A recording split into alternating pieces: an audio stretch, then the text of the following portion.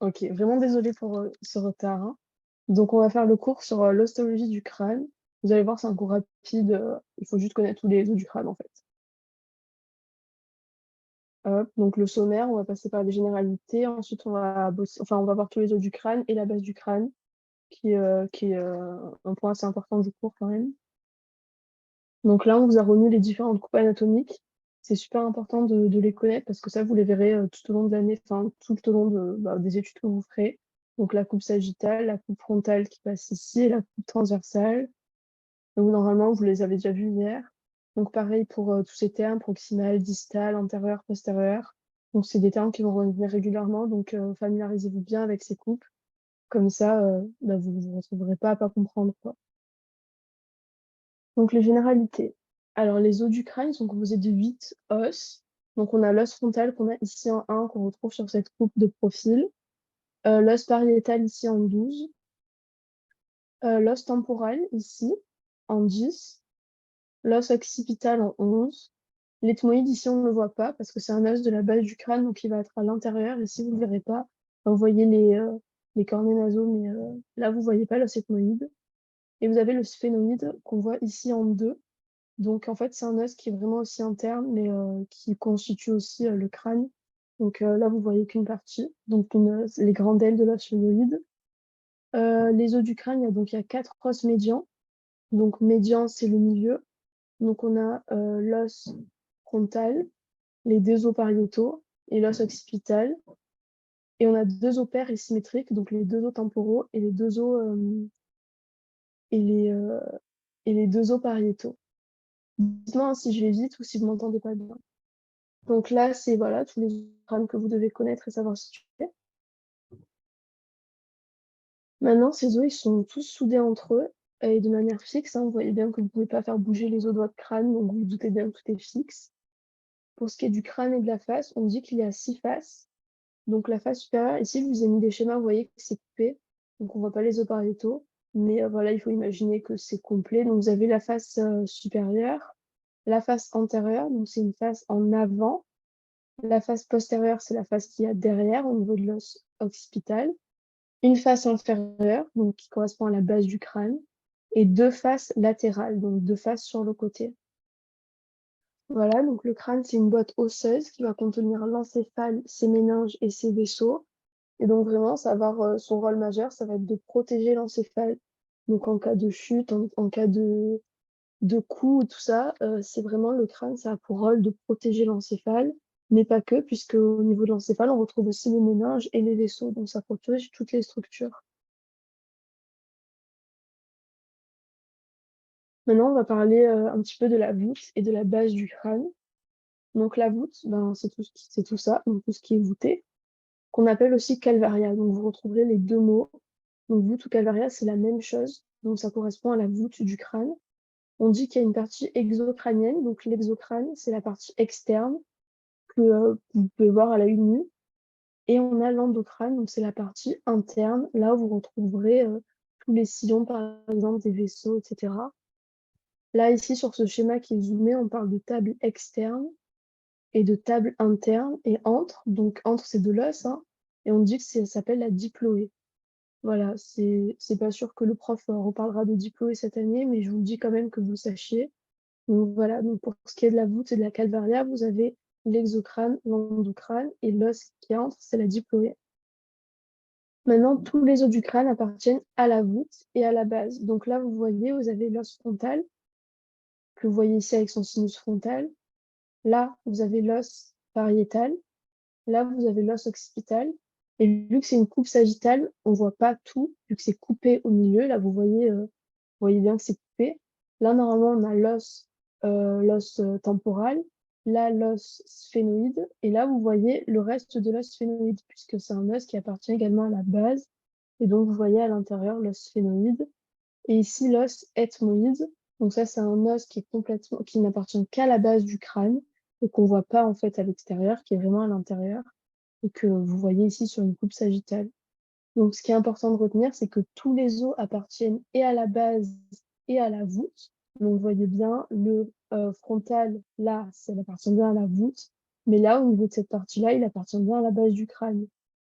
Pareil pour l'occipital, il appartient à la voûte, mais avec, vous savez, le foramen magnum au niveau de l'os occipital, donc ça va être un gros trou qui va permettre de laisser passer, la moelle, par exemple, ou pardon.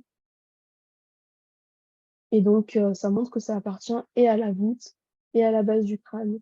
Maintenant, il y a des exceptions, donc c'est pour l'acétomoïde, parce que l'acétomoïde, on le voit qu'en coupe sagittale, donc que quand on voit l'intérieur du crâne. Donc ça appartient seulement à la base, il ne fait pas partie de la construction de la voûte du crâne. Et l'os pariétal, il n'appartient qu'à la voûte.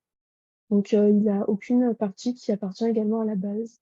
Donc ça, c'est hyper important. Enfin, ça tombe souvent quand on dit tous les os du crâne appartiennent à la voûte et à la base. C'est faux. Il faut se rappeler qu'il y en a deux exceptions. Donc l'ethmoïde qui n'appartient qu'à la base, qu'on voit ici avec la lame criblée, et le pariétal qui n'appartient qu'à la voûte. Donc vraiment, faites-vous les schémas dans la tête, revisionnez ce schéma par exemple, et vous verrez tous les os qui appartiennent à la voûte ou à la base. Là, vous avez le sphénoïde, comme je vous le disais. Et voilà, j'ai fait le tour, le sphénoïde qui lui va appartenir à la base, donc on voit bien ici qu'il est à la base du crâne, mais qui va aussi permettre la constitution de la voûte du crâne, qu'on reverra plus tard. Maintenant, on va parler des sutures des os du crâne. Donc comme je vous l'ai dit, les os du crâne enfin leurs sutures sont immobiles, donc ça bouge pas. On va avoir différentes sutures qui vont relier ces différents os. Donc là, sur une vue supérieure, on peut toutes les voir. Donc on va avoir la suture coronale ou frontale, et vous voyez que ça a le même nom que les coupes. On a dit tout à l'heure qu'il y avait une coupe frontale, une coupe coronale, et ben ça se situe au même endroit. Et quand on parle de coupe frontale ou coupe coronale, ça va couper entre guillemets le corps à ce niveau-là, au niveau de cette suture. Et donc cette suture coronale ou frontale, donc les deux mots marchent, elle unit l'os frontal en avant, ici vous voyez que c'est l'os frontal, et les deux os pariétaux en arrière. Ici, sur cette vue supérieure, on voit que l'os frontal ici, les deux os pariétaux et l'os occipital. Les autres os, on ne les voit pas du tout.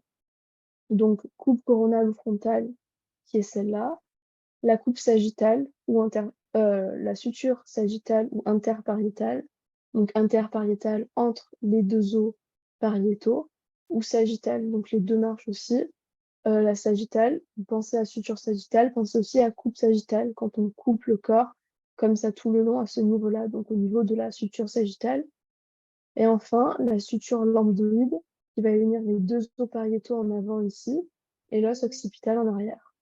Voilà, donc comme je vous l'ai dit, c'est des sutures qui sont, en fait, on dit que c'est des articulations qui sont immobiles. Voilà, donc c'est les trois sutures qu'il faut connaître et connaissez bien, enfin retenez bien les deux noms parce qu'on peut vous mettre interpariétal comme on peut vous mettre sagittal. Donc, ne vous embrouillez pas, c'est bien trois sutures, mais les deux ont deux noms différents. Enfin, frontal, c'est facile à retenir, mais coronal, pas forcément. Pareil pour interpariétal, on arrive à savoir ce que c'est, mais sagittal, pas forcément.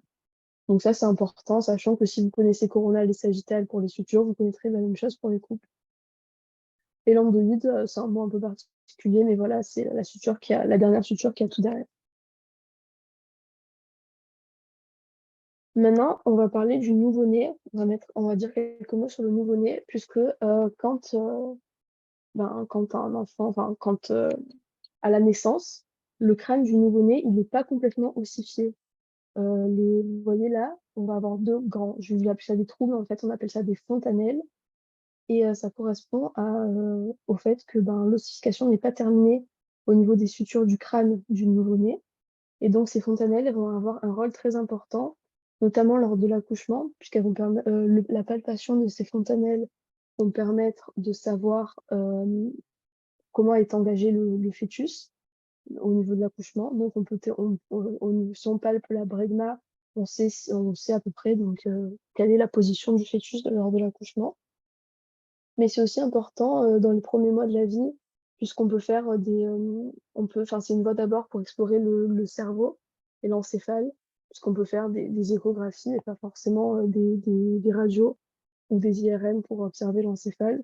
Donc ça, c'est entre guillemets pratique pour les premiers mois de la vie de l'enfant. Mais après, ces fontanelles, elles vont très vite s'ossifier et se fermer. Et après, on reverra ces sutures, ça deviendra comme ça. Là, vous voyez qu'il n'y a pas de trou, il n'y a pas de fontanelle au niveau du crâne adulte que l'on retrouve chez le nouveau-né.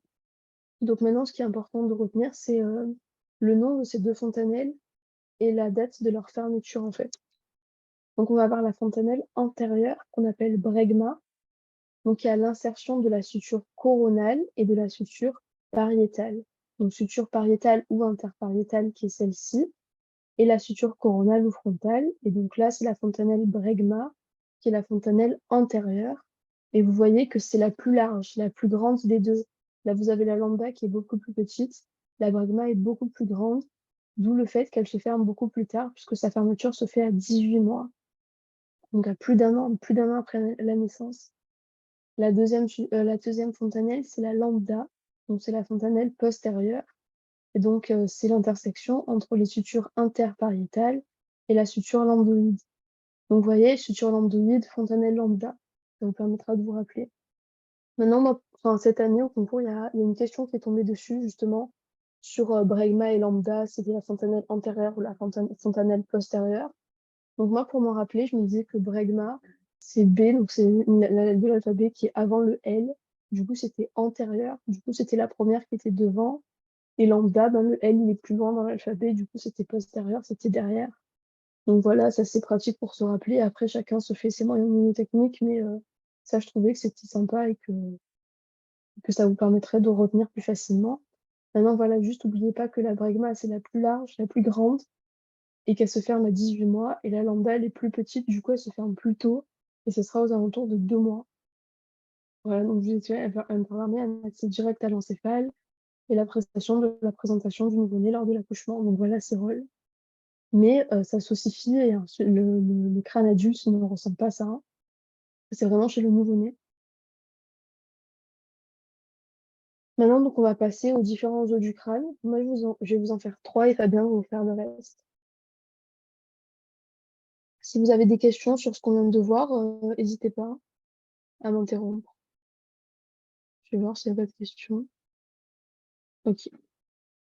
Alors là, on va commencer par l'os ethmoïde. Donc souvenez-vous, l'ethmoïde, je vous ai dit que c'était un os qui n'appartenait qu'à la base du crâne. On ne le voit pas sur un schéma qui ne représente pas la base du crâne, en fait. Donc ça, c'est vraiment une exception. Je l'ai mis en rouge ici, qui peut tomber à des QCM. Enfin, c'est très important de se dire, là, cette moïde n'appartient que à la base. On le voit ici sur ce schéma. Donc ça, c'est une coupe assez particulière. Et donc là, on a l'os ethmoïde, là, on a le sphénoïde, qu'on reverra plus tard. Et là, on a l'os occipital avec le foramen magnum. Donc pour revenir sur l'os ethmoïde, c'est un os qui est impair, donc il n'y en a qu'un, qui est symétrique. Donc vous voyez, quand on trace une droite ici, les deux côtés sont les mêmes, qui est médian, donc qui se situe au milieu, on le voit ici sur cette flèche bleue, qui appartient à la partie antérieure du crâne. Donc voilà, oui, là on est à la partie antérieure du crâne et à la partie postérieure, puisqu'on a l'occipital ici. Donc partie antérieure du crâne n'appartient que à la base, j'insiste vraiment là-dessus, et on dit que c'est un os qui est formé de 4 parties. Donc on va voir les 2 labyrinthes ethmoïdaux, donc c'est ce qu'on a ici, ça. Ce sont des parallélépipèdes à 6 faces. Donc voilà. Il va y avoir une face latérale. Donc latérale, c'est les faces qui sont ici, hein, sur les côtés. Et médiale, c'est ce qu'il y a ici à l'intérieur. Donc la face latérale, elle est régulière et elle va participer à la constitution de l'orbite. Quand vous voyez un crâne, vous pouvez voir les orbites. Et les orbites, c'est pas des trous qui sont complètement creux. Vous voyez qu'il y a des os. Et parmi les os qui forment qui participent à la constitution de l'orbite, on a l'os ethmoïde, donc par sa face latérale. Ah, j'ai une question. C'est quoi le DTE sur le schéma? C'est droite. C'est droite, c'est tout. Donc voilà, droite, supérieure, droite, supérieure. Voilà, donc ça c'est la vue antérieure, donc on le voit de l'avant.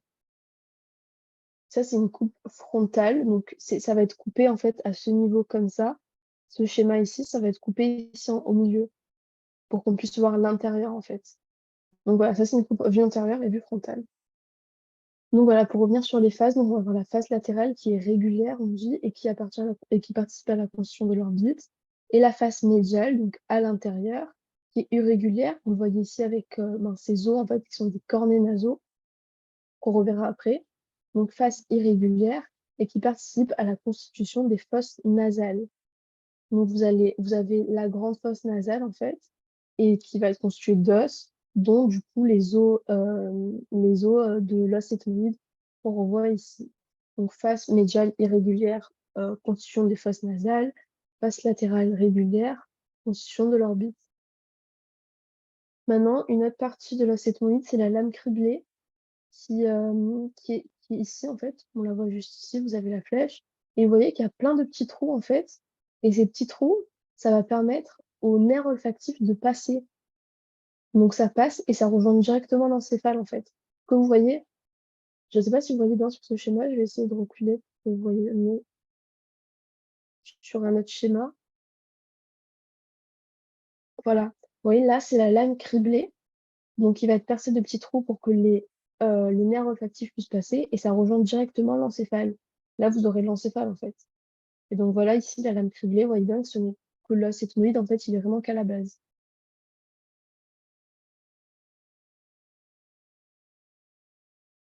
Voilà, donc lame criblée, partie haute, horizontale, percée de petits trous pour les nerfs olfactifs. On dit aussi que la lame criblée, c'est le toit de la cavité nasale. Donc en fait, dites-vous que là où je fais un rond, je sais pas si je pense que vous voyez ma souris, là où je fais un rond, c'est la cavité nasale en fait. Et là, c'est le toit de la cavité nasale. Et là, en fait, c'est la cavité nasale avec les os, je vous ai dit les os nasaux de l'ethmoïde. Les cornets nasaux, pardon. Et enfin, la lame perpendiculaire, c'est ce que vous voyez ici. Vous la retrouvez ici. Donc cet os-là qui fait partie de l'os ethmoïde, c'est la lame perpendiculaire. Et en fait, elle va former une portion du septum nasal. Vous savez, vous avez une cavité nasale qui est formée de deux fosses. Vous avez deux narines, deux fosses nasales. Et donc, vous avez le septum nasal qui fait partie de la constitution. Vous avez la lame perpendiculaire, pardon, qui fait partie de la constitution du septum nasal. Ensuite, vous aurez un autre os qui va compléter la constitution du septum nasal. Donc ça va être un os de la face que vous ne verrez pas cette année. Mais voilà, dites-vous que l'os ethmoïde, il a un grand rôle dans la constitution de la fosse nasale, que ce soit avec la lame criblée, puisque c'est le toit de la cavité nasale, ou avec la lame perpendiculaire qui forme une portion du septum nasal. Donc septum, c'est ce qui va séparer la cavité nasale en deux fosses. Maintenant, on va plus voir la face médiale de l'os ethmoïde. Donc, ce que vous voyez ici, en fait, là, on a enlevé ce côté du schéma pour pouvoir voir que celui-là, donc la face médiale. Rappelez-vous, la face médiale, je dis qu'elles étaient irrégulières et qu'elles participaient à la constitution des fosses nasales. Donc, au niveau de la face médiale, on va avoir deux processus osseux qui sont assez volumineux. Donc, ça sera supérieur que vous avez ici et le cornet nasal moyen. Alors, il faut savoir qu'il y a trois cornets nasales et le moyen, c'est des processus osseux qui appartiennent à l'os ethmoïde, alors que le cornet nasal inférieur, lui, c'est un os de la face et il n'appartient pas à l'ethmoïde. Encore une fois, attention à ça, parce que ça peut souvent tomber, c'est déjà tombé au concours et ça tombe dans des QCM. Le cornet nasal inférieur, on peut dire, oh, le cornet nasal inférieur appartient à l'os ethmoïde. C'est faux, c'est un os qui est vraiment à part, qui est seul, c'est un os de la face et pas un os du crâne, et qui est pas du tout un processus osseux de l'ethmoïde. L'ethmoïde, il a le cornet nasal supérieur et le cornet anasal moyen, c'est tout. Là, je vous ai mis en fait, c'est pour la taille. Donc, le cornet nasal supérieur, c'est le plus petit. Le moyen, c'est en intermédiaire, au niveau de la taille, je parle. Et le cornet nasal inférieur, c'est le plus grand. Voilà, c'est juste pour que vous le sachiez. Là, vous avez une vue médiale de la masse latérale droite, avec ici le cornet nasal supérieur. Là, vous revoyez les trous donc pour la lame criblée. Et ici, le cornet nasal moyen. Vous voyez que c'est une forme assez particulière.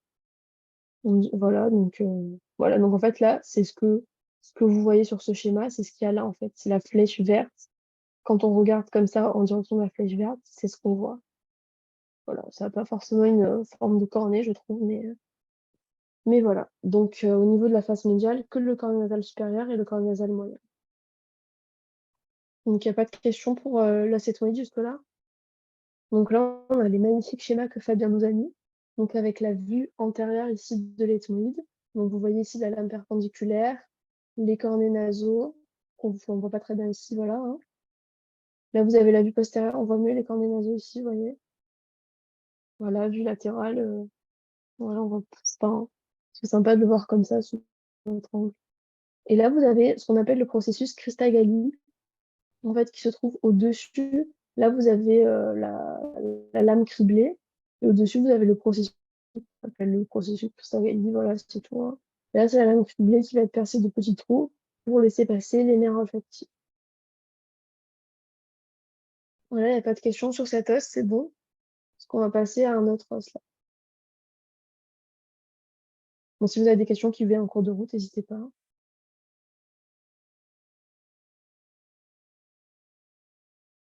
Maintenant, on va voir l'os sphénoïde. Donc, on va en premier voir sur la vue antérieure. Donc, antérieure en avant. Donc, l'os sphénoïde sur cette coupe, vous voyez ici, c'est celui-là. Donc, voilà, c'est un os qui appartient à la base du crâne, mais aussi à la voûte. Vous verrez ces grandes ailes ici, enfin, cette partie qu'on appelle les grandes ailes, ça va venir constituer la voûte du crâne. Là, pareil, il y a un but enfin, supérieur, là c'est au niveau supérieur, là c'est la droite. Voilà, là on a coupé le sphénoïde en deux parce que c'est aussi symétrique. Donc les deux côtés sont les mêmes. Et donc là, on a coupé pour que vous puissiez voir que ce côté. Là, vous le voyez mieux aussi sur cette vue. Sur cette vue, ah, voilà, sur la vue supérieure. Donc vous avez les grandes ailes du sphénoïde. Quand je clique en haut, en fait, j'ai la barre, voilà. Là où vous avez la flèche, vous avez les grandes ailes ici du sphénoïde. Là, vous avez le corps du sphénoïde et vous voyez qu'ils vont jusqu'ici, donc pour constituer la voûte du crâne. Et qu'ici, ça descend jusqu'en bas, que ça fait aussi partie de la base du crâne. Voilà. Donc la partie supérieure du corps du sphénoïde. Donc là, on est au niveau du corps. Sur d'autres coupes, vous verrez mieux. On est au niveau du corps du sphénoïde. Et là, on a les petites ailes du sphénoïde. Donc dites-vous, vous aurez la même chose de l'autre côté, comme ça. Donc les petites ailes du sphénoïde. Ensuite, au niveau de la partie inférieure, vous avez du corps, hein, toujours du sphénoïde, vous avez les grandes ailes ici, qui vont venir participer à la constitution de la voûte ou de la calvaria. Donc voilà. Et les processus ptérygoïdes et la fosse ptérygoïde. Donc c'est ce qui descend ici. Donc ces deux processus, c'est les processus ptérygoïdes et entre, c'est la fosse ptérygoïde. Voilà pour ce qui est de l'anatomie du sphénoïde en vue antérieure. En vue supérieure, donc vue vers le haut. On le voit en fait comme ça vers le haut. Donc on retrouve ici la grande aile du sphénoïde, ici la petite aile du sphénoïde, et ici on a tout le corps. Donc vue supérieure. Là c'est ventral, ça veut dire ventral, donc le ventre en avant, et ça c'est droite. Donc là vous voyez que l'espace entre la petite aile du sphénoïde et la grande aile, pardon, on a une petite fissure, un petit espace, c'est la fissure orbitaire supérieure. Elle va permettre le passage des nerfs du globe oculaire. Et vous voyez, quand vous voyez un crâne, et quand on regarde dans les orbites d'un crâne, on voit déjà que c'est pas un creux, c'est pas complètement vide, qu'il y a des os, mais qu'au niveau de ces os, il y a des petits trous. Et ben en fait, c'est ce que vous voyez, c'est cette fosse orbitaire supérieure. Il y en a deux, il y en a une inférieure, mais là, on va voir que la supérieure qui se constitue par les petites ailes et les grandes ailes. Donc ça veut dire que le sphénoïde, il participe aussi à la constitution de l'orbite, des deux orbites. Voilà. Maintenant, le jugum sphénoïdal, c'est ce qu'on a ici. Donc voilà, on a le jugum et ensuite on a la petite aile.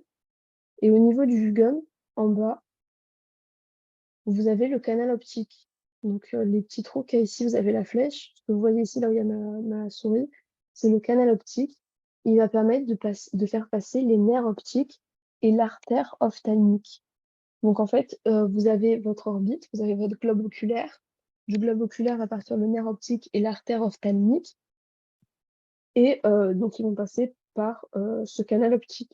Donc rappelez-vous bien que c'est le nerf optique et l'artère ophtalmique, et pas le nerf ophtalmique. Parce que vous pouvez confondre, c'est bien le nerf optique et l'artère ophtalmique. Là, vous avez ce qu'on appelle la selle turcique. Donc en fait, c'est une selle, comme une selle de cheval, qui va permettre de loger la glande hypophyse. Vous voyez, vous le revoyez ici. C'est ce petit creux qu'on a ici. Et là, vous avez la glande hypophyse, donc qui est vraiment pas loin. Voilà. Et pour ce qui est des grandes ailes, donc tout ça, donc là, c'est la partie de la grande aile qui va former la calvaria, la voûte du crâne. Et ici, au niveau toujours de la grande aile, on va avoir 3 orifices.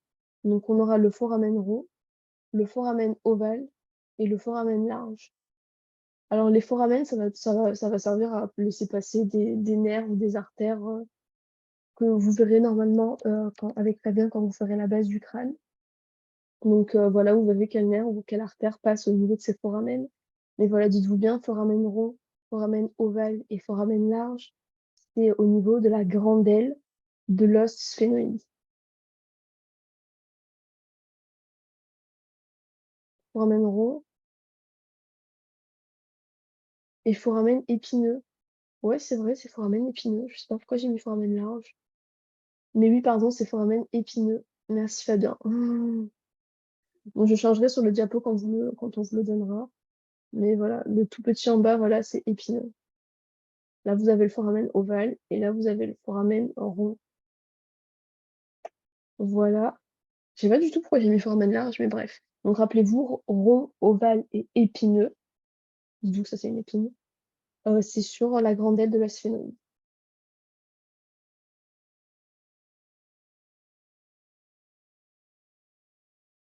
Donc voilà, une autre vue de cet os sphénoïde. Donc là, vous avez la vue antérieure, avec la grande aile ici, la petite aile ici. Vous voyez, ça fait un peu comme un oiseau. Là, vous avez la fissure orbitaire supérieure. Voilà, là, vous avez les processus ptérygoïdes, avec la fosse ptérygoïde. Voilà, là, sur une vue postérieure, vous avez la grande aile, toujours. Vous voyez que c'est creux, en fait, hein, ça va venir jusque ici. Dites-vous que c'est le crâne, c'est la calvaria, c'est la voûte crânienne. Donc ça va venir jusque la voûte crânienne, donc la grande aile, la petite aile ici, enfin les petites ailes, toujours la fissure orbitaire supérieure ici, et là le canal optique pour le nerf optique et l'artère ophtalmique. Voilà donc les petits trous qu'il y a ici. Et là, une question. Donc la grande aile appartient à la voûte. Oui, c'est ça exactement. La grande aile, ça va permettre de constituer la voûte. Le trou déchiré, le foramen déchiré. Non. Euh, non, c'est le foramen épineux normalement. Fabien, si tu veux dire un mot là-dessus. C'est bien foramen rond, foramen ovale et foramen épineux, non? Foramen déchiré, ça me dit quelque chose, mais Ouais, le attends, je vais foramen revérifier. déchiré, en fait, c'est. Je dis quoi? Ouais, le foramen déchiré, c'est pour l'os temporal, en fait. C'est pas ici.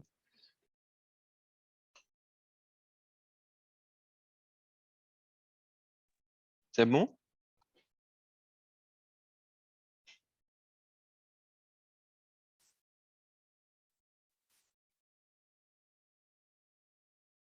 Ah voilà, le foramen déchiré, c'est l'os temporal, merci Fabien.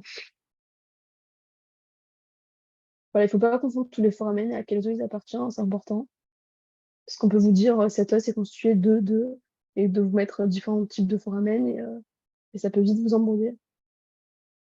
Donc voilà, c'est bien foramen rond, ovale et épineux, pas large, ni déchiré. Donc voilà, pour revenir sur cette coupe, je voulais juste vous parler d'ici là. En fait, c'est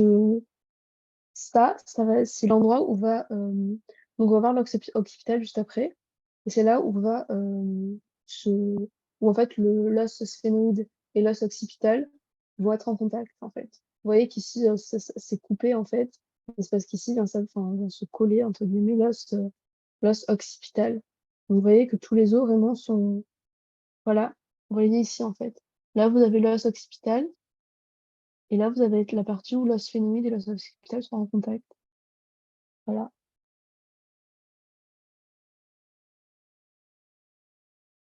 C'est bon pour l'os sphénoïde, vous n'avez pas de questions?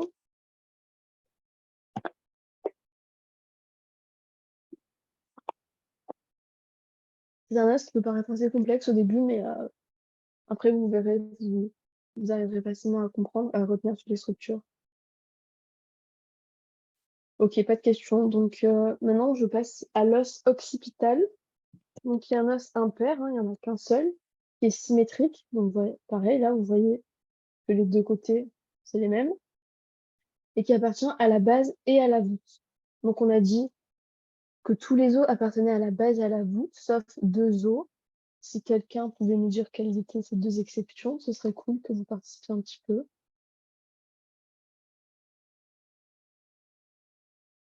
2 os qu'on vient de voir d'ailleurs, l'ethmoïde et le pariétal. Exactement, l'os ethmoïde et le pariétal, voilà. Donc là, on est sur l'os occipital, donc il fait pas partie des exceptions, donc il appartient bien et à la base et à la voûte.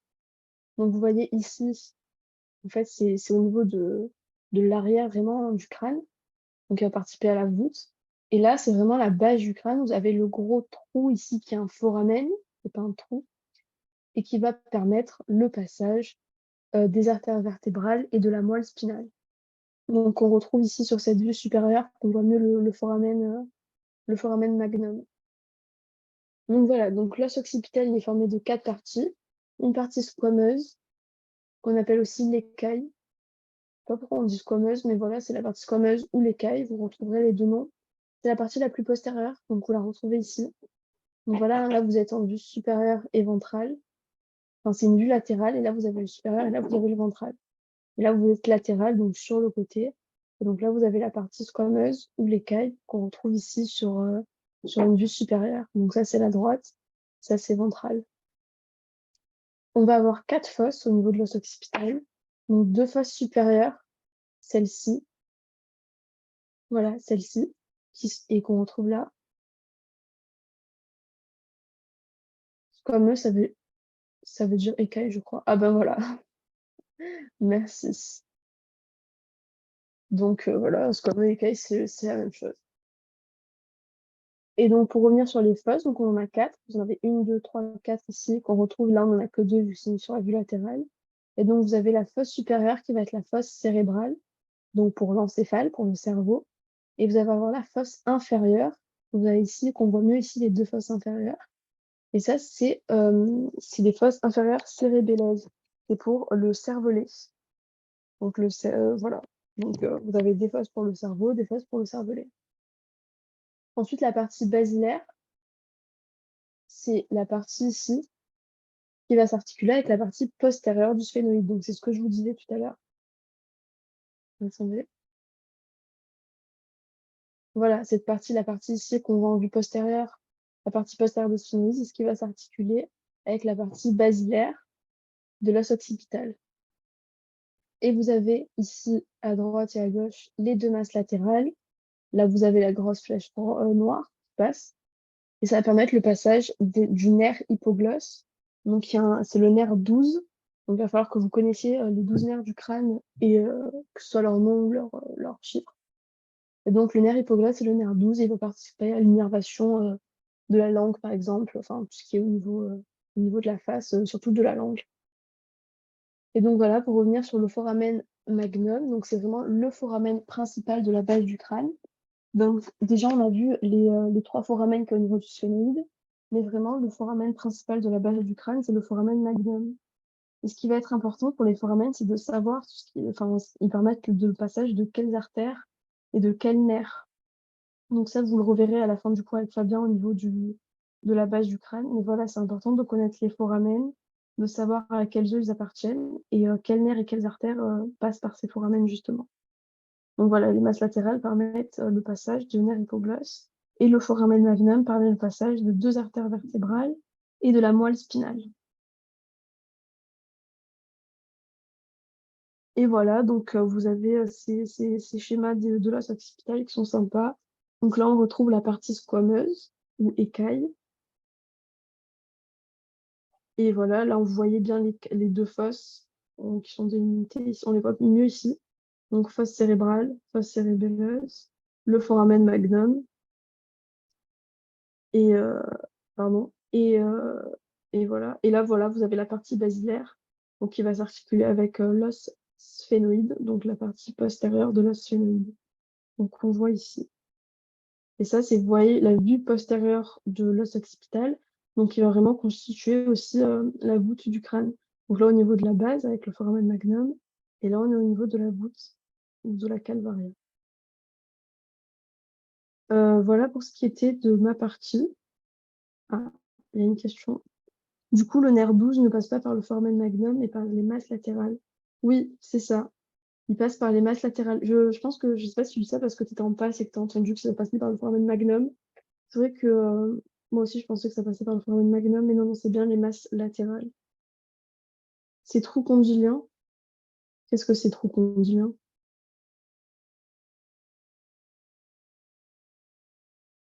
Mathéo, si tu peux développer ce que tu dis. Oui, vraiment, oubliez ce que vous avez appris en passe.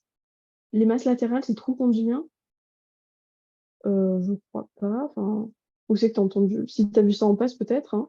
Mais moi, j'ai jamais entendu dire que les masses latérales, c'était les trous condyliens.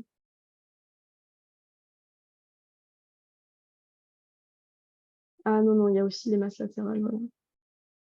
Désolée, Mathéo, mais si tu peux développer si tu veux, hein. Enfin, trou condylien, tu l'as vu où?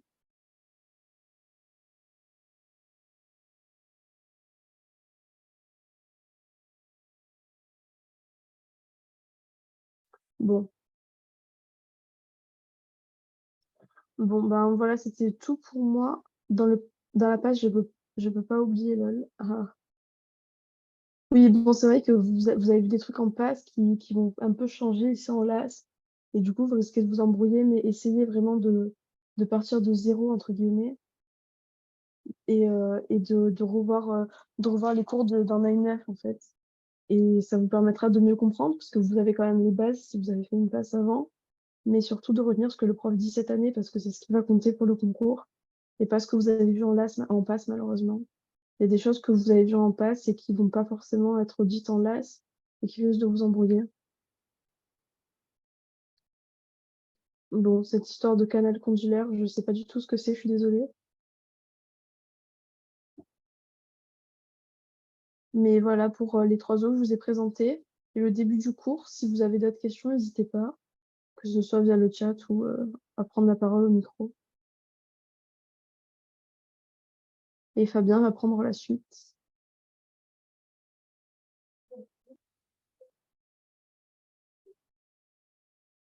Ah, Fabien, qui sait répondre.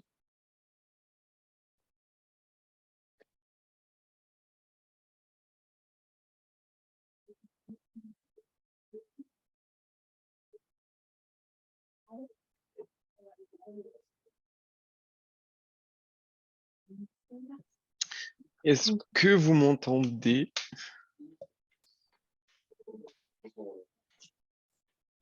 Ah, c'est bon.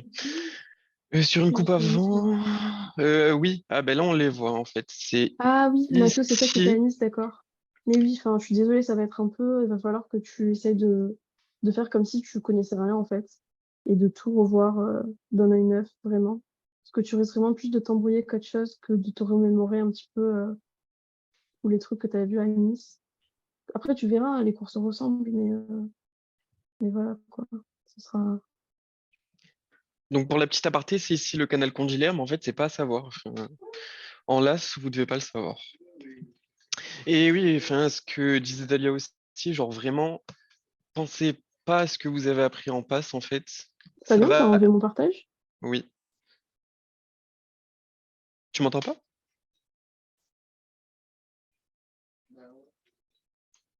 Allô?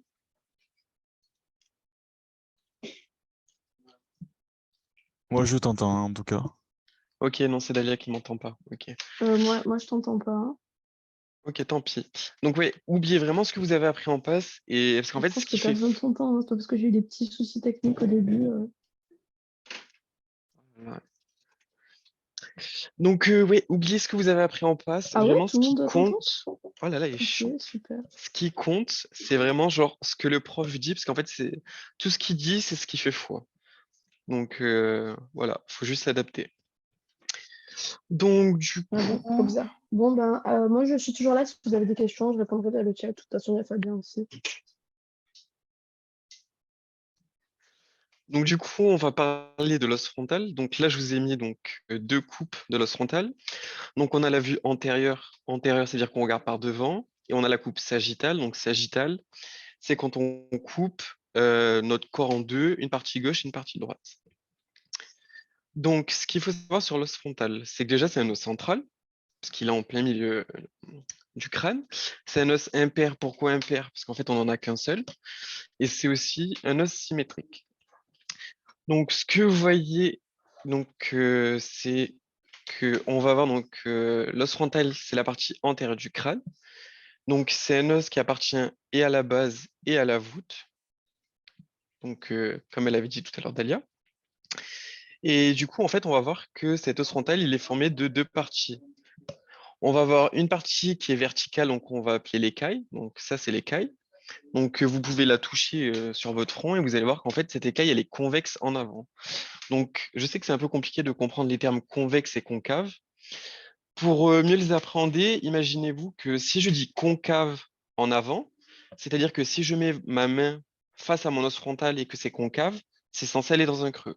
Donc là, quand vous mettez votre main et que vous la mettez sur votre os frontal, ça fait une bosse. Donc du coup, c'est convexe. Et du coup, alors cet os frontal, il possède une partie endocrânienne, donc endo en dedans, et une partie exocrânienne, donc exocrânienne en dehors. Donc, au milieu de cette os frontale, au niveau de l'écaille, en fait, vous avez une petite surélévation qui s'appelle la glabelle. Donc, vous pouvez la toucher, c'est vraiment entre vos deux sourcils, en fait. C'est ça la glabelle. Et on dit qu'elle est prolongée en bas par la suture je crois que c'est métotopique ou métopique, je sais plus, faut que j'aille vérifier.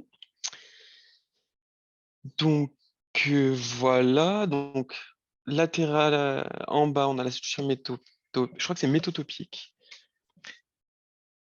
Moi, je disais que concave, il y a mot cave. Oui, concave, c'est une cave, donc du coup, ça fait un creux. Mais là, du coup, quand vous touchez, ça fait pas un creux, donc c'est convexe. Et du coup, ben, latéralement de cette glabelle, en fait, on va retrouver donc les arcades sourcilières et le bord supraorbitaire. Métopique, c'est ça. Ok, ben, si c'est métopique, c'est métopique. C'est juste que métotopique, ça sonne mieux. Donc, la partie verticale, et après, on va voir la partie horizontale, qui est aussi appelée donc portion orbito-nasale. Pourquoi? Parce qu'en fait, elle participe à la constitution donc, de l'orbite et de la cavité nasale. Donc, je le rappelle, on n'a qu'une seule cavité nasale, qui est composée de deux fosses nasales. Donc voilà, l'os frontal, il est assez simple. Donc là, je vous ai mis donc, une vue antérieure donc, de cet os frontal et une vue postérieure. Donc ça, c'est la face endocrânienne, et ça, c'est la face exocrânienne. Ensuite, j'ai mis l'os pariétal. Donc ici, je vous ai mis donc le petit schéma du prof. Donc vous allez voir, en fait, l'os pariétal, c'est vraiment l'os le plus simple. Donc sur ce petit schéma, on vous montre où est-ce qu'il se retrouve. Donc vous le voyez sur une vue de profil et sur une vue supérieure. Et ça, c'est l'os sur une vue latérale. Donc crânial, c'est-à-dire la position vers le haut, et V pour ventral. Donc, c'est un os pair. Donc, comme tout à l'heure, l'os frontal, il était impair parce qu'il n'y en avait qu'un seul. L'os pariétal, il y en a deux, donc du coup, c'est un os pair. L'os pariétal, il n'appartient qu'à la voûte et que à la voûte. Donc, si jamais dans un QCM il est marqué l'os pariétal appartient à la base et à la voûte, ben c'est faux parce qu'il appartient qu'à la voûte. On dit que c'est un quadrilatère parce qu'il a quatre côtés avec deux faces. Donc, la face endocrânienne qui va être marquée donc, par les vaisseaux méningés, donc en dos, en dedans, et la face exocrânienne, donc si jamais on enlève toute votre peau, en fait, c'est ce que vous allez voir, vous allez avoir la présence des lignes nucales, donc c'est là où on va avoir des insertions, des zones d'insertion musculaire. Est-ce que pour le moment ça va sur ces deux os, parce qu'ils sont assez faciles?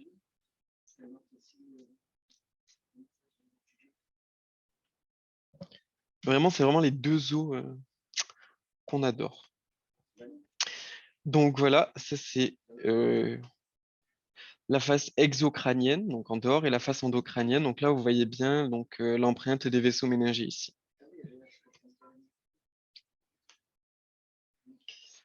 Ok, donc là, maintenant, on va voir l'os temporal. Donc l'os temporal, c'est vraiment autre chose, parce qu'il est un peu plus compliqué à se représenter et à appréhender.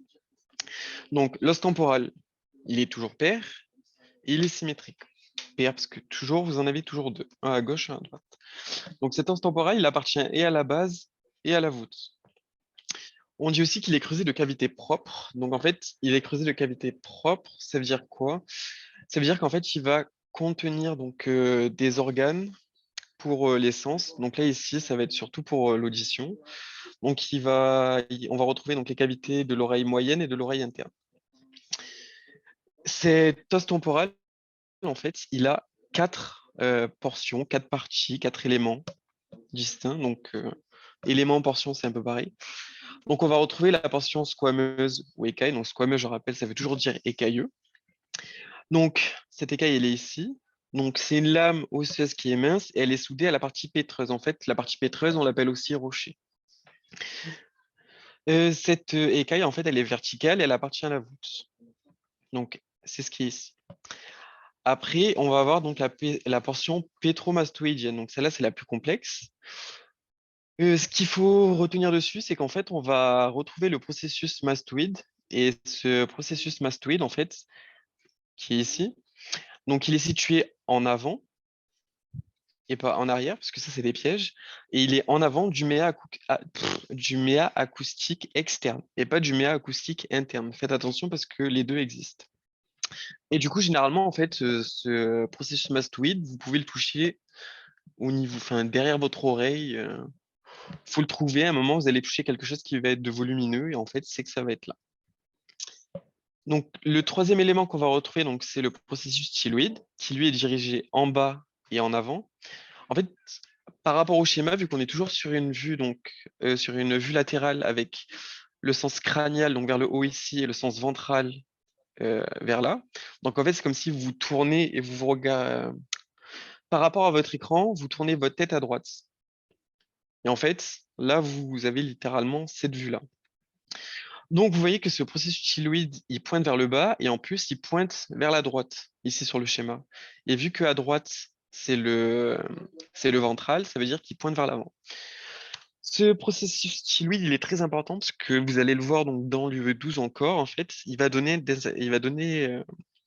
fait, il va être très utile parce qu'il va avoir, sur ce processus, on va retrouver de nombreuses formations musculaires et ligamentaires. Donc, vous allez voir plusieurs ligaments que vous allez malheureusement devoir apprendre par cœur. Et enfin, il reste la portion tympanique ici. Donc, elle est semi-cylindrique, ouverte en haut. Donc, vous voyez ici, vous avez une sorte de petite parenthèse ouverte vers le haut pour montrer qu'elle est ouverte en haut. Et elle se situe sous le méa acoustique externe.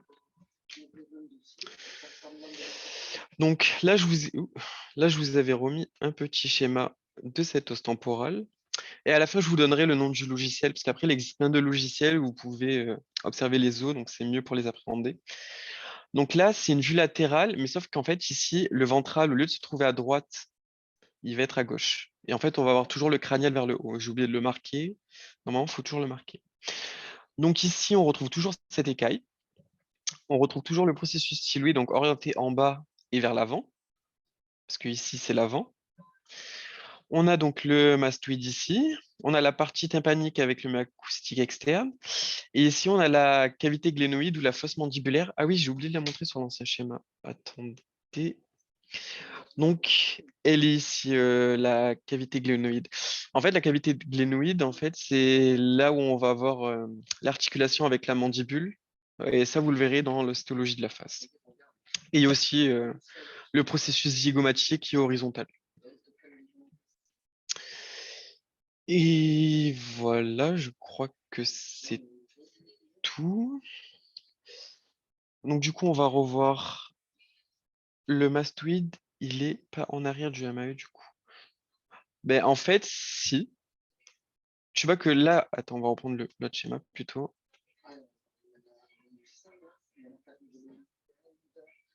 Pourquoi il est en avant? Alors, c'est une très bonne question. Le mastoïde, en fait, je pense que ce schéma ne doit pas forcément être à la bonne échelle. Mhm. C'est une très bonne question. Faudrait revoir sur un autre schéma. Dalia? Oui. Ah, tu Oui, m'entends? je t'entends. J'ai pas compris la question. Le mastoïde, je l'ai pas en arrière? Parce que là, le mastoïde, il est Non. là. Là, on le voit en arrière. Là, c'est le ventral. Donc, du coup, on dit, Bah si, il est en arrière, là. oui, mais il se situe en avant du mets acoustique externe. Où c'est que t'as mis ça? Là, dans Mais mon c'est en diapo. arrière.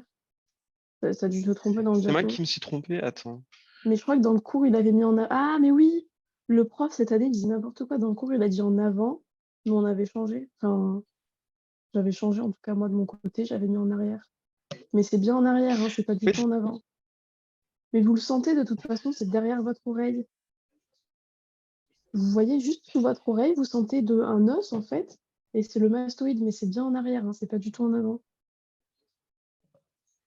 oui, c'est ça, parce qu'en fait, il est dirigé en bas et en avant aussi. En fait, c'est pour ça que j'ai dû faire Ah oui, c'est en bas et en avant, donc une en petite arrière. coquille. Oui, après, c'est vrai que Monsieur Pirot fait beaucoup de fautes. Donc, vraiment Ouais, désolé. Donc, du coup, c'est vexé, ouais. il est situé en arrière du mets acoustique externe. Et son orientation, en fait, elle est comme le processus styloïde, donc en bas et en avant. Désolé.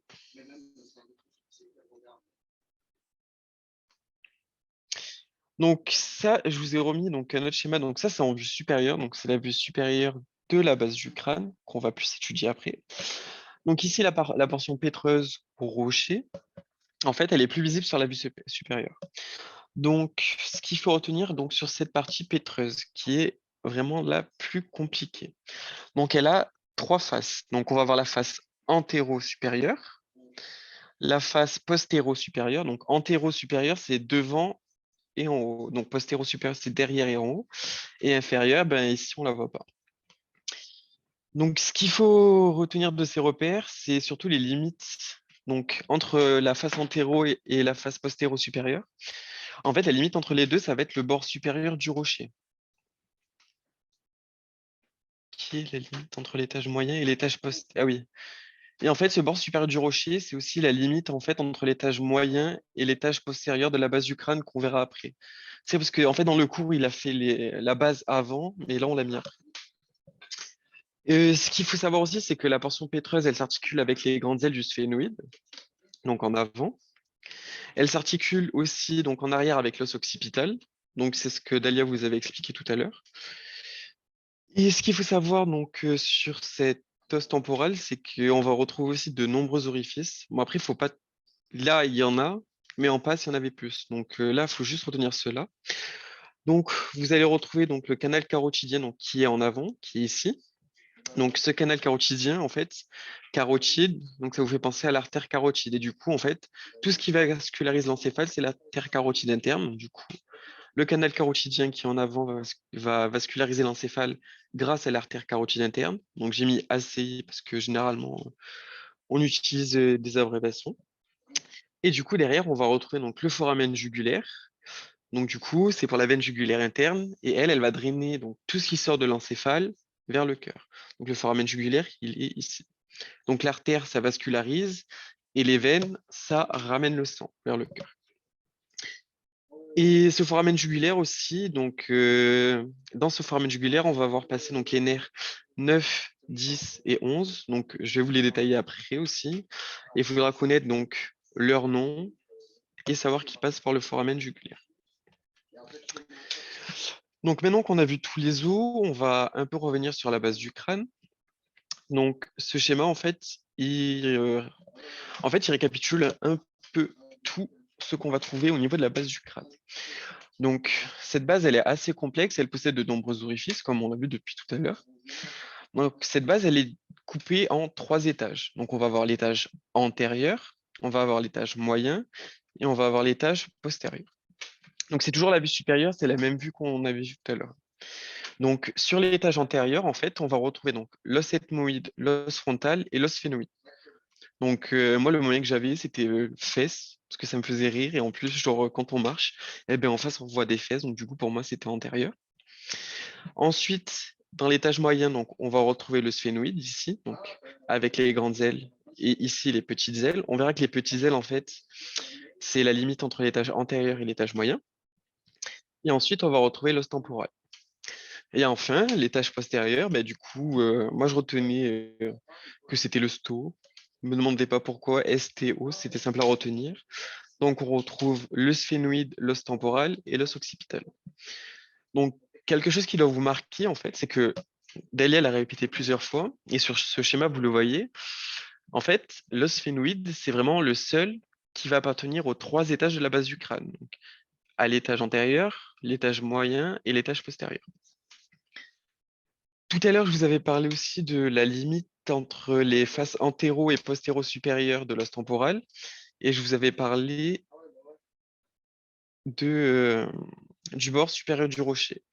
Et en fait, ce bord supérieur du rocher, donc le rocher, c'est toujours l'os temporal, c'est la limite entre l'étage moyen et postérieur. Donc en fait, cette limite, elle est représentée ici par ce trait-là. Et ça, en fait, c'est la limite entre l'étage moyen, ici, et l'étage postérieur. Et du coup, la limite que vous devez connaître aussi, donc pour l'étage antérieur et l'étage moyen, en fait, ça va être la face postérieure, donc derrière les petites ailes du sphénoïde. Et je crois que j'ai rien oublié sur cette base. Ouais, c'est bon. Et maintenant, il nous reste ce dernier diapo donc, sur les différents orifices avec les différents nerfs qui existent. Enfin, les nerfs crâniens, pardon. Donc ça, vraiment, faut que vous les reteniez par cœur. Tous les nerfs avec les noms et le numéro. Je sais qu'il existe des moyens mémotechniques, après vous pourrez aller chercher sur Internet, mais moi vraiment, je les avais appris par cœur sans forcément utiliser de moyens mémotechniques. Donc ce qui est bien, c'est que je vous ai remis donc le schéma d'avant, donc ici, et je vous ai mis donc les différents nerfs. Donc sur les 12 paires de nerfs crâniens qui existent, donc vous allez voir que au niveau de l'étage antérieur, on va seulement avoir les nerfs olfactifs, donc qui vont passer par la lame criblée. Lame criblée, de quel os, si vous vous en rappelez? L'ethmoïde, ouais, c'est ça. Ok, et du coup, à l'étage moyen, donc vu que l'étage moyen, on retrouve que deux os, donc le sphénoïde et le temporal. Donc vu que le sphénoïde, tout à l'heure, Dalia, vous avez dit qu'en fait, on retrouvait donc tout ce qui permet d'innerver les muscles du globe oculaire, donc vos yeux, pouvoir porter le regard et tout. En fait, ces nerfs, ils vont passer par la fissure orbitaire supérieure. Et en fait, c'est pour ça qu'ils appartiennent à l'étage moyen. Donc en deux, on va avoir le nerf optique, donc avec l'artère ophtalmique qui vont passer dans le canal optique. Dans la fissure orbitaire supérieure, on va avoir le nerf 3, donc le nerf oculomoteur. Le nerf 4, le nerf trochléaire. Le nerf 6, le nerf abducens. Je l'ai marqué ici. Donc après aussi, il y a des nerfs, donc je sais plus le nom qu'ils donnent, mais je sais que c'est un nom. Parce que le nerf V2, V3, c'est d'autres. Ah, le nerf 2 et 3, en fait, c'est d'autres nerfs qui partent du nerf 5, parce qu'on dit V2, V3, donc c'est nerf 5. Toujours. Ouais, ça c'était les. En fait, maxillaire et mandibulaire, c'est le même nom. Ça dépend de la nomenclature. L'ancienne et la nouvelle, de mémoire. Les nerfs 3, 4, 6 sont antérieurs au moyen. Non, en fait, les nerfs 3. Regarde, c'est simple. Le seul qui est antérieur, c'est le nerf 1, olfactif. Le moyen, c'est là où on va en avoir plein. On va avoir donc le 2, le 3, le 4 et le 6.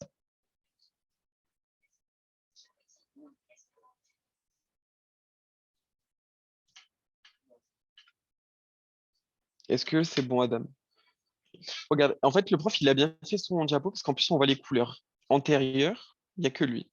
Moyen, nerf optique avec l'artère ophtalmique qui passe dans le canal optique. Les nerfs 3, 4, 6 et le nerf V2 et V3 avec les artères et veines ménagées moyennes.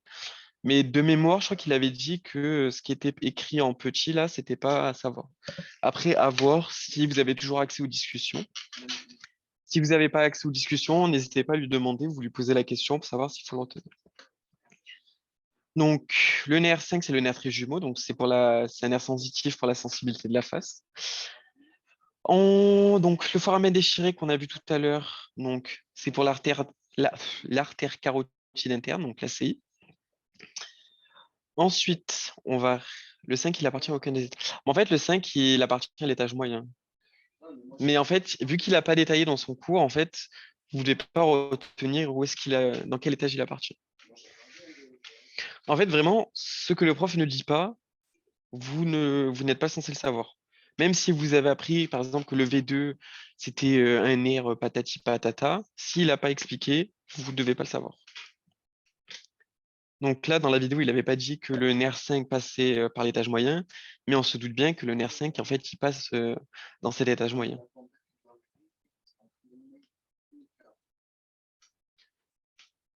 C'est bon? Ok. Donc du coup, on va passer donc à l'étage postérieur, le dernier étage, donc qui est constitué de, je répète, du sphénoïde, du temporal et de l'occipital. Donc on va retrouver donc le nerf 7 et le nerf 8. Donc le 7, c'est le facial. Donc c'est le nerf qui va donner la mimique. Et le nerf 8, donc c'est le nerf vestibulo-cochléaire. Donc vestibulo pour le vestibule, donc c'est tout ce qui est l'équilibre. Donc vous le verrez aussi en UE12. Et le cochléaire, donc c'est dans sa partie cochléaire, en fait, c'est pour l'audition. Donc ces deux nerfs, eux, ils vont passer par le méa acoustique interne et pas le externe. Ensuite, donc plus postérieurement, on va retrouver donc le nerf 9, 10 et 11. J'en avais parlé tout à l'heure aussi. Donc ces nerfs-là, ils vont passer donc dans le foramen jugulaire. Et ils vont être aussi accompagnés donc de la veine jugulaire interne. Donc le 9, c'est le glossopharyngien. Le 10, c'est le nerf vague ou pneumogastrique. Il faut retenir les deux nomenclatures. Donc, il se retire assez facilement parce qu'en plus, c'est le nerf le plus long qui se finit dans l'abdomen. Et généralement, ben, quand vous faites un malaise vagal, ben, c'est par rapport à ce nerf-là. Le nerf 11, c'est le nerf accessoire ou le nerf spinal. Et ça, vous le verrez aussi à quoi il sert, donc toujours en UE12. Et pour finir, ben, il nous reste donc le nerf 12, le nerf hypoglosse. C'est le nerf donc, moteur de la langue qui va énerver quasiment tous les muscles. Et vous le verrez toujours donc, en UE12. Donc après, il faut savoir que ces nerfs, ils traversent les orifices de la base depuis l'avant vers l'arrière. C'est pour ça que là, on était antérieur et ici postérieur, parce que antérieur, c'est devant, et postérieur, c'est derrière. Et voilà, la moelle allongée, les artères vertébrales qui traversent le foramen magnum, comme l'avait dit Dalia tout à l'heure. On doit savoir s'ils sont moteurs ou sensitifs. Alors, euh, vous devez retenir les nerfs qui sont moteurs et sensitifs que s'ils ont été cités.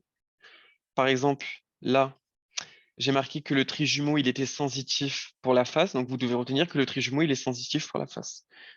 Le facial, c'est un nerf moteur parce que le prof l'a dit, donc vous devez retenir qu'il est moteur.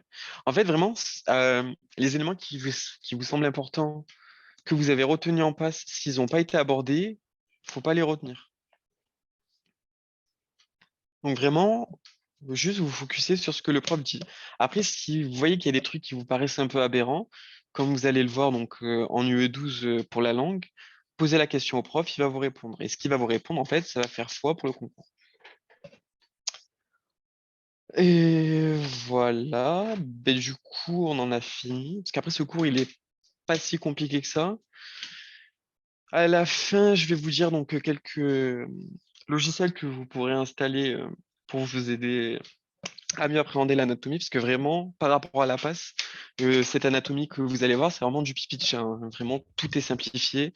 Il y a vraiment plein de détails qui ont été oubliés donc volontairement pour que ce soit peut-être un peu plus simple, je sais pas du tout. Mais voilà. Donc du coup, bah, Dalia, je fais TQCM. Tant pis. Je suis là si tu veux que je les fasse, hein. Ouais, mais on va pas changer de diapo pour. Ouais, ouais, j'avoue, vas-y. C'est pour ça. Donc voilà, du coup, vas-y, je vous laisse aller 30 petites secondes pour faire ce petit QCM. Je crois qu'il y a 6 questions, enfin 6 QCM. Donc du coup, ouais, 30 secondes par question. Et puis à la fin des QCM, si jamais vous avez des questions sur un os ou quoi qu'on a abordé, on pourra revenir dessus. Parce qu'il nous reste du temps.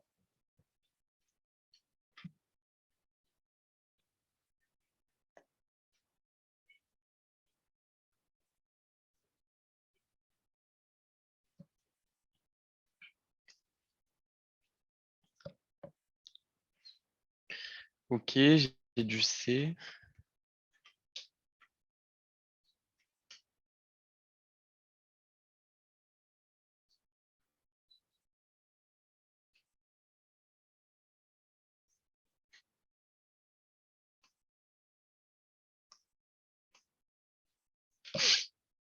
Ok.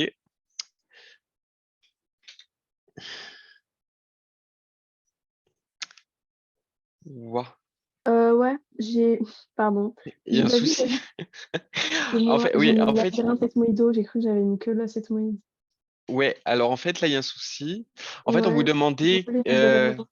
ouais, appartiennent au labyrinthe ethmoïdaux. Donc, je vais vous remettre vite fait le schéma. Eux qui ont raison, hein. Moi, je voulais mettre que ethmoïde. Pardon.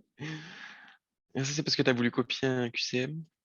Exactement. C'est un anal. Ça, c'est un QCM d'anal qui est passé au concours. Voilà, donc on va prendre cette vue-là. Elle est plus simple. Donc, vraiment, les labyrinthes ethmoïdaux, c'est ça, hein. Donc, du coup, il n'y a pas. Donc, je crois que tu as mis l'apophyse cristagalli ici. Elle appartient pas au labyrinthe. Par contre, on a bien donc le cornet nasal supérieur et le moyen. Et ça, je crois que c'est le processus forme ici. Mais je ne sais pas s'il est à prendre. Je crois qu'il n'en a pas parlé du processus Ouais, forme. le processus en forme, je crois pas qu'il en ait parlé. Ouais, en plus, il l'a même pas mis dans sa diapo. Ok. Hop, hop, hop, hop, hop, hop. Mais du coup, bravo, vous êtes plus fort que moi. Donc, ouais, du coup, la réponse, donc la A, elle est fausse. La lame criblée, donc non. La L'apophyse cristagalli, non. Donc, les cornets nasaux supérieurs, oui. Les cornets nasaux inférieurs, non. Et le processus ptérygoïde, je vous rappelle, c'est l'os phénoïde. C'est pas l'ethmoïde. Ok, deuxième QCM. Donc, parmi ces différentes propositions concernant les orifices de la base du crâne, laquelle ou lesquelles sont exactes?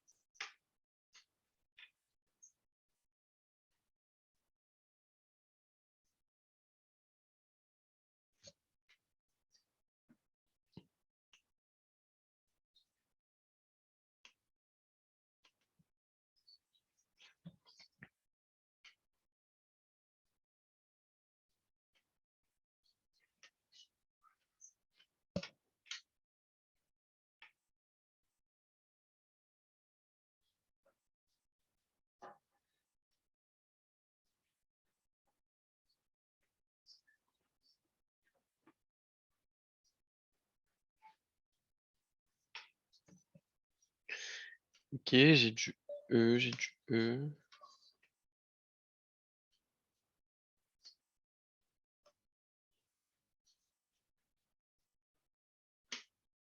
D'autres personnes?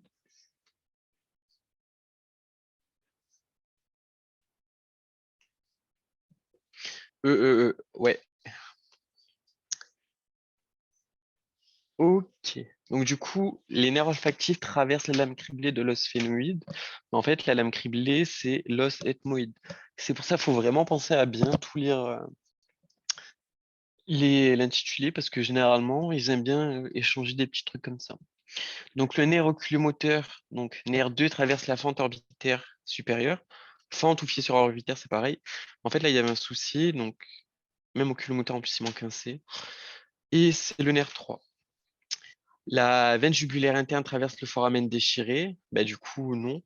En fait, la veine jugulaire interne, c'est facile de se rappeler parce qu'en fait, elle traverse le foramen jugulaire. Le nerf facial 7, donc jusque-là, c'était bon, traverse le méa acoustique externe. Bah, du coup, c'est faux parce que c'était le méa acoustique interne. Et du coup, les artères vertébrales, elles traversent bien le foramen magnum.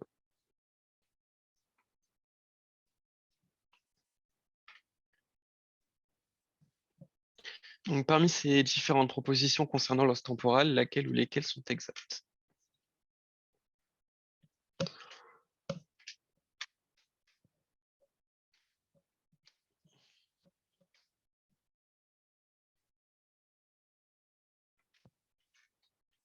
Et du coup, lui aussi, il va y avoir une faute.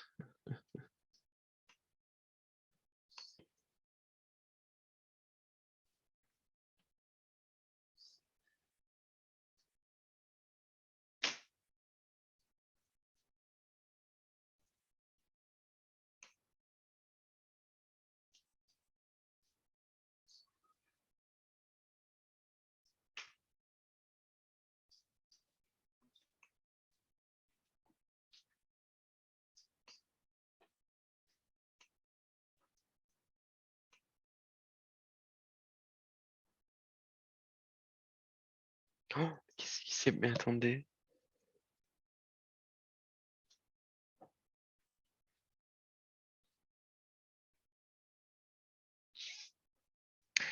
Ouais, non, en fait,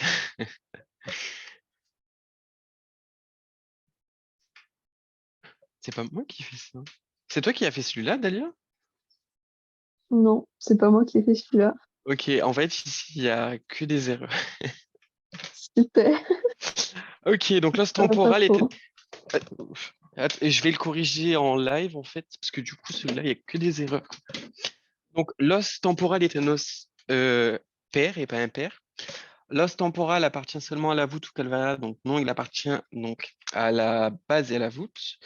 Le processus mastoïde de l'os temporal est situé en avant du méa acoustique externe. Donc, le processus mastoïde de l'os temporal il est situé en arrière du méa acoustique externe.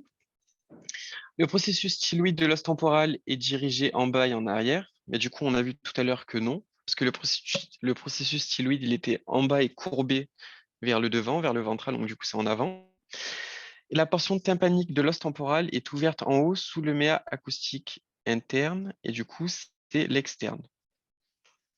Donc du coup, regardez pas ici, parce qu'en fait, tout est faux. Du coup, il faudra modifier ce diapo. Ok. Parmi ces différentes propositions concernant la base du crâne, laquelle ou lesquelles sont exactes?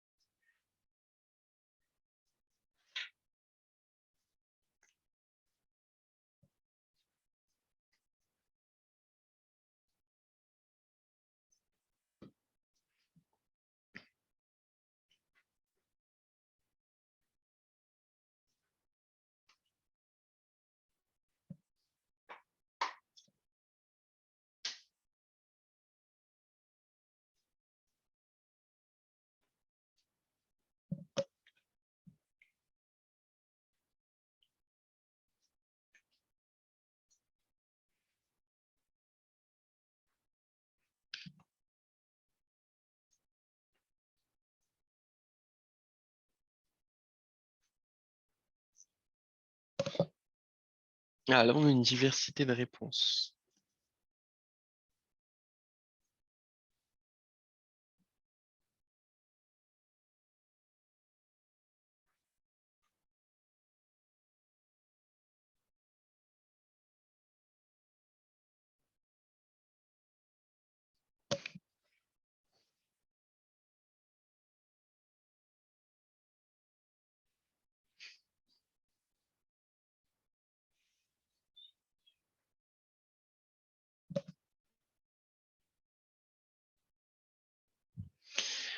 Ok. Bon, on va regarder les réponses. Alors, il n'y a que Shiraz qui a trouvé. Bravo. Donc, l'étage supérieur est constitué de l'os frontal, l'os ethmoïde et l'os phénoïde. Donc, c'est toujours fait, c'était les trois bons os, mais le souci, c'est que l'étage antérieur et supérieur, c'est pas la même chose. Enfin, pour moi, parce que je crois que en plus, c'est moi qui l'ai fait, donc il faudrait penser à vérifier, mais pour moi, antérieur et supérieur, c'est deux choses différentes. Donc, c'est pour ça, en fait, que je l'ai mis faux. L'os temporal est le seul os à appartenir aux trois étages de la base du crâne, mais du coup, c'est faux, c'est le sphénoïde. La limite entre l'étage moyen et l'étage postérieur est le bord supérieur du rocher de l'os temporal. Donc, c'était la petite ligne rouge qu'on voyait vers le bas sur le schéma. La limite entre l'étage antérieur et l'étage moyen et la face postérieure, donc jusque-là, c'était bon, sauf que c'était les petites ailes du sphénoïde. Pour le sphénoïde, essayez de vous imaginer, je ne sais plus comment ils s'appellent les avions, je sais que le prof en avait parlé. En fait, c'est un avion, comment on appelle les gens? Dalia, aide-moi. J'ai répondu, c'est un biplan. Ah oui, le biplan. Merci. Pour le sénoïde, pensez vraiment au biplan, ça va vachement vous aider à vous imaginer où on va trouver les grandes ailes et les petites ailes. Et du coup, pour la E, c'était faux, parce que l'étage postérieur, c'est le sto. Pensez, je viens de voir un truc. Postérieur, il y a OST, occipital, sphénoïde, temporal. Ost, postérieur. Voilà un petit moyen mémotechnique que je viens de vous donner là maintenant. Ok. Et ben voilà, c'est fini. Il me semblait qu'il y avait d'autres QCM en fait. Donc, est-ce que vous avez des questions? Parce que là, il reste une vingtaine de minutes. Donc, est-ce que vous voulez qu'on revoie un os en particulier ou pas du tout?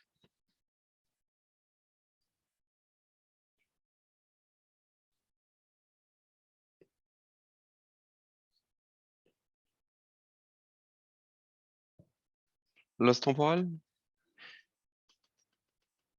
Et je referai l'ethmoïde après, pour Adam. Ah non, pour Sivar. Mais pourquoi je vois pas les messages ici? KMP, je sais pas du tout. Attends, je reviens vite sur la cavité. Mathéo, on va à tout le monde. Non, Euh, le TAM ne donne pas de schéma. Mais cette année, il y a pas de, il y a pas Il de n'y a pas schéma beaucoup de qui schémas, change. ouais. Ça te Et dérange si je même, fais tes trucs? bah vas-y, hein. Ok, alors le processus ptérygoïde, il sert à quoi? Donc, vous retenez qu'il sert à rien. C'est Oui, c'est tout. parce que c'est pas Donc, détaillé. vous l'avez appris peut-être en passe, mais là, vous retenez juste qui est le processus ptérygoïde, il appartient au sphénoïde. C'est tout. En fait, on vous l'a pas détaillé cette année en LAS, donc du coup, voilà, aussi simple que ça. Alors, la cavité glénoïdale, alors Mais elle en est... gros, tu vas avoir des muscles et des ligaments vont s'y attacher en fait, hein, mais t'as pas à le savoir, donc t'encombres pas de ça. Cavité glénoïdale. Hop, on y arrive. Ici. Donc, la cavité glénoïdale ou la fosse mandibulaire, en fait, c'est juste pour l'insertion de la mandibule. C'est tout ce que vous devez savoir, parce qu'il a parlé que de ça. Donc, faut pas chercher plus loin. Donc, hop. Il a dit ça, c'est la fosse mandibulaire. C'est une zone d'articulation pour la mandibule, et c'est tout. Après, ouais, je sais que c'est frustrant, parce que vous avez appris des choses en passe et tout. Enfin, on a quasiment tous été dans le même cas, mais ce qui fait foi, c'est ce qu'il dit et ce qu'il y a sur ses diapos, donc c'est tout. Et du coup, la dernière question, c'était quoi? Ah oui, l'os temporal. Et du coup, Et après, reviens sur l'ethmoïde. Il y a quelqu'un qui veut qu'on refasse l'ethmoïde. c'est quoi la question sur l'ethmoïde? T'as dit, est-ce que je reviens sur un os? Il y a quelqu'un qui a dit oui, l'ethmoïde, s'il te plaît. Oui, mais ils en vont en privé. Moi, je vois pas. Mais non, c'est pas en privé, c'est vu par tout le monde, c'est juste toi, tu sais pas lire. Ah oui, oui, ethmoïde. Ah, j'avais pas vu, désolé. Donc, du coup, qu'est-ce que vous voulez revoir sur l'os temporal? Je sais qu'il est chiant cet os, genre vraiment. Après, vu qu'il est pas détaillé, donc juste essayez de regarder avec des logiciels. Vous regardez, vous essayez de tourner, vous revoyez le cours. Donc, ce qu'il faut savoir, l'os temporal. Ouf, je vais me casser la gueule. Donc, le lien entre le tympan et le MAI, on s'en fout. Vous le voyez En pas. fait, tu le vois pas là. Là, c'est le mets acoustique externe. Ensuite, t'as l'oreille. Bah, t'as ton oreille qui est collée. Mais le tympan, c'est beaucoup plus profond. Et là, tu le vois pas. Il y aura un cours sur l'oreille de toute façon, donc tu le reverras à ce moment-là. Mais là, t'encombres pas de ça parce que tu le vois Oui, pas et ça sert à c'est rien. ça. En gros, enfin, tu sais qu'il est là, mais après, là, tu demandes un lien entre le tympan et le méa acoustique interne. Ben justement, le tympan, en fait, c'est ce qui est entre le méa... Non, je confonds. Avec l'oreille Dis-toi, c'est comme interne. un tunnel. C'est un tunnel qui te mène vers le tympan. Oui, après, voilà, Le vraiment, méa. genre, si on n'a pas dit des trucs qui vous semblent logiques, c'est soit parce que c'est de la logique et tout le monde le sait, ou soit alors que le prof en a pas parlé. Après, Mais voilà, du faut coup, le juste lien, c'est retenir. un tunnel qui te mène vers le tympan si ça t'aide à visualiser. Donc voilà, vraiment, l'os temporal, vous retenez donc 4 portions, Mais squamous c'est ou en écaille. arrière. Et le C'est mastoïde, bien oui, en il est arrière. en arrière. Je l'ai corrigé le diapo. Mastoïde, de toute façon, vous le voyez ici, il est bien en arrière, en bas et en avant, comme le processus styloïde en bas et en avant. Et la portion tympanique, elle est ouverte en haut et elle est sous le méa acoustique externe. Mais vraiment, vous avez que ça à retenir là-dessus pour le moment. Ça, donc 4 portions, écaille, tympanique, pétromastoïdienne et il me manque une. Styloïde. Hop, les 4 choses à retenir. Donc ça, c'était le schéma un peu plus détaillé. Et ici, juste retenir donc qu'il a 3 faces, supérieur, postéro, supérieur et inférieur, la limite, et il nous a donné que 2 orifices. Donc le canal carotidien, donc carotide, artère carotide interne, parce que c'est pour l'encéphale, foramen jugulaire qui est accompagné du 9, 10, 11, donc foramen jugulaire, 9, 10, 11, et la veine jugulaire interne. Le méa acoustique externe, il est situé où? Il est situé ici. Attends, hop. Hop. Ici. Hop, ça c'est le trou. C'est ton méa acoustique externe. Je comprends pas le lien entre la portion tympanique et le méa acoustique externe du diapo précédent. Mais en fait, donc dans ta portion tympanique, en fait, donc tu vois que c'est. En fait, c'est juste que on l'a pas vraiment en 3D. En fait, ta portion tympanique, en fait, c'est une sorte de cylindre qui est ouverte donc en haut, c'est ça. Et en fait, elle se place juste sous le mets acoustique externe. En fait, ça, c'est censé représenter le mets acoustique externe. Et en fait, tout ce qui est portion ou partie tympanique, c'est la même chose. Ça va se situer en dessous. C'est une sorte. Regarde, le mets acoustique externe, c'est un tube. Et imagine, en fait, juste sous ce tube, tu autre chose. En fait, cette autre chose, c'est la partie tympanique.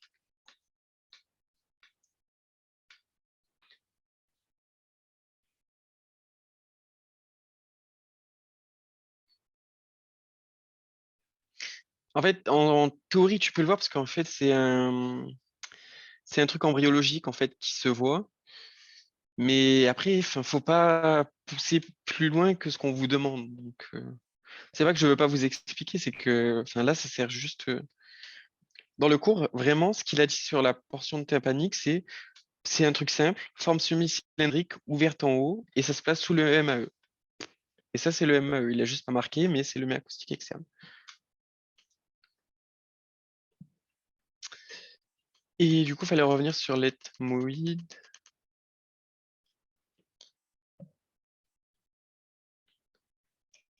Mais après, je sais que c'est frustrant parce qu'on vous fait des cours et en fait, les cours sont à moitié faits, donc c'est assez chiant. Donc, c'était quoi la question sur l'ethmoïde? Tout revoir l'ethmoïde?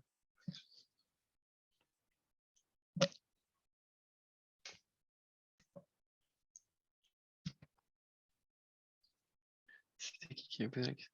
Siwar, tu voulais tout revoir dessus ou quelque chose en particulier?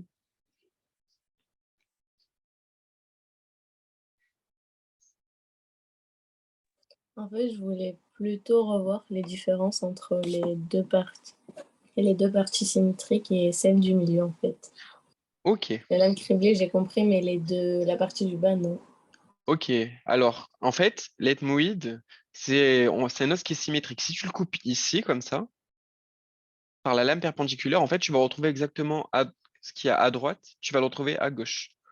Ok? Donc, ça, c'est la lame criblée ici, tu le sais. Donc, ce qu'on va retrouver, donc, ici, en fait, c'est des cellules, mais en fait, il n'a pas détaillé, mais retenez juste que c'est des cellules ethmoïdales, parce que je crois qu'on en parle dans le cours sur la cavité nasale. Donc, il n'a pas parlé des masses latérales. Ici, en fait, vous avez des masses latérales, mais ça, vous ne le retenez pas non plus. Donc, ça, c'est la lame perpendiculaire.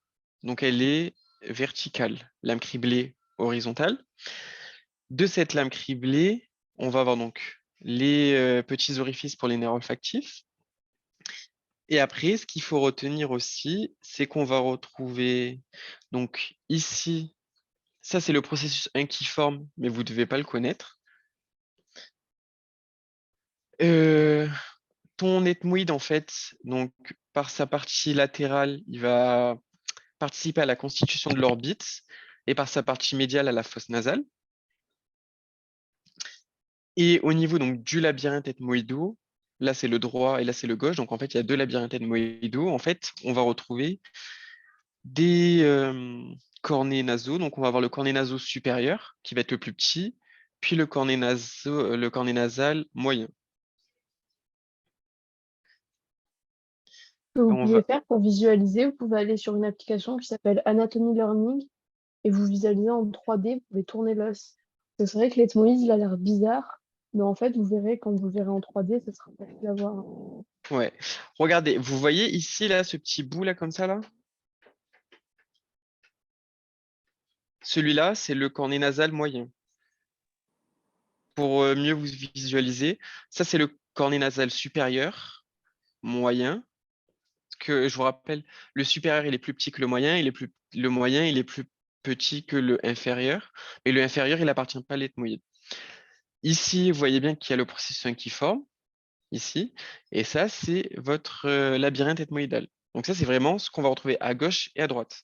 Donc la question de Dalia tout à l'heure, c'était blablabla, qu'est-ce qui appartient au labyrinthe ethmoïdaux? Donc cornet nasal supérieur, cornet nasal moyen et le processus inquiforme, mais qui se détache du cornet, et les cellules ethmoïdales.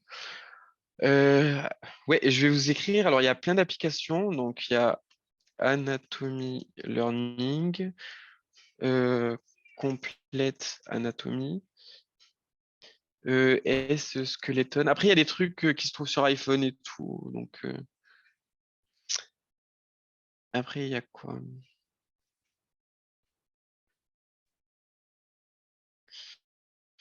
Ouais, je crois que c'est 3D Anatomy Learning. En fait, il y en a plein. Après, vous vous rappelez ces schémas-là? Ceux-là, je les ai directement pris de Complete Anatomy.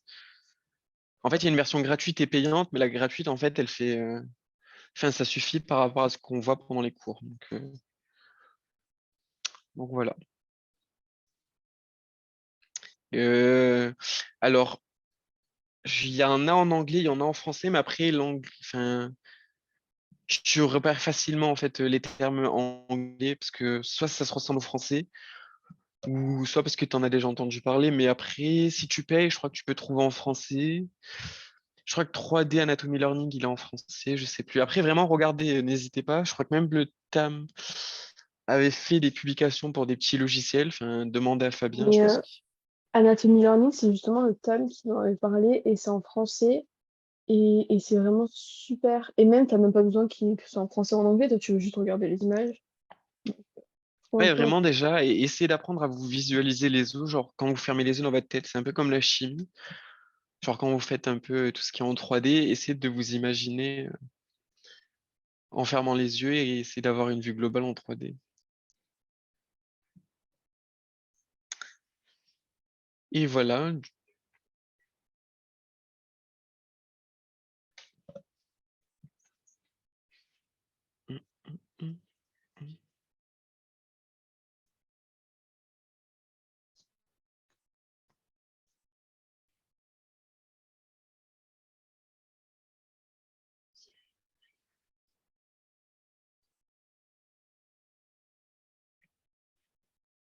ça va, ça a été assez clair. Ou si vous avez d'autres questions, allez-y, hein. Profitez, il reste 10 minutes avant la torture. Mais voilà, vous voyez, ce cours, il y a quand même pas mal de choses à savoir, mais une fois que vous bossez un os seul, bah, ça finira par rentrer, vous inquiétez pas, là c'est la première fois que vous le voyez, ou pas, en fonction de si vous étiez en passe ou pas, mais ça finira par rentrer. Faites beaucoup de QCM et regardez beaucoup de schémas aussi.